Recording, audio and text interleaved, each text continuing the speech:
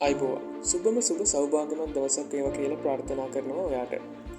ඔය දන්නවද මේ අපේ ජීවිතය හරියට කෝච්චියක් වගේ. අපේ ජීවිතේ එක එක කාලවල විවිධාකාරයේ මිනිස්සු එනවා සමහරු යනවා. හරියට කෝච්චියක් ඊළඟ නැවතුමට ගියාට පස්සේ සමහරු නගිනවා සමහරු බැහැලා යනවා වගේ.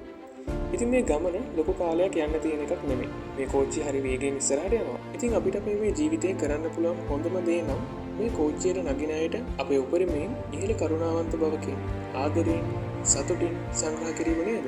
අපිට එහෙම කරන්න පුළුවන් නම් දවසක මේ අය එයාලගේ ගමනාන්තයට ඇවිල්ලා අපේ කෝච්චියෙන් බහිද්දී අපිට දුක් වෙන්න අවශ්‍යතාවයක් නැහැ. ඒ වගේම එයාලත් ගොඩක් සතුටින් අපිට සමුදෙල යාවි. ඉතින් මේක හොඳට මතක තියාගෙන අද දවස් ඉතාමත් ශක්තිමත්ව ආරම්භ කරන්න. අද දවස් ඇතුලේ ඔයාට පාරතොටේදී වැඩ කරන තැනදී ගෙදරදී මේ ඕනම තැනකදී හමු වෙන හැමෝන්ටම හොඳින් සලකන්න, ගෞරව කරන්න, කාරුණික වෙන්න. උන්ගේ ගමනාන්තයට යද්දී ඔවුන්ට ලස්සන මතකයන් ටිකක් තෑගි කරන්න. සුබ දවසක්. ජය වේවා.